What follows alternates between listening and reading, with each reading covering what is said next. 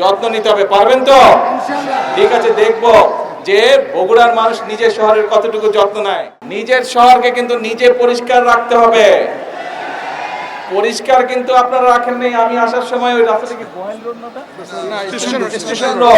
Station রোডে দেখলাম দুই পাশে অনেক ময়লা। আমি প্রশাসনের সাথেও কথা বলেছি, কিন্তু প্রশাসন একটা করবে, কিন্তু নিজের ঘর তো নিজেকে পরিষ্কার রাখতে হবে, তাই নয় কি? হ্যাঁ, এখন সেটা স্টেশন রোড হোক, গোহাইল রোড হোক, বনানী মাটিটালি হোক, ভিতরের রাস্তাগুলো হোক, যারা এই সিটি কর্পোরেশনের মানুষ, যারা সিটি কর্পোরেশনে আপনারা বাস করবেন, আমাদের নিজেদের শহরের যত্ন আমাদেরকে নিতে হবে, তাই তো?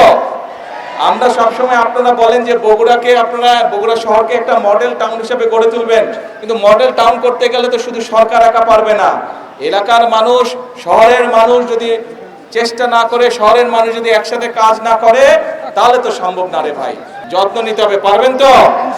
ঠিক আছে, দেখবো যে বগুড়ার মানুষ নিজের শহরের কতটুকু যত্ন নেয়।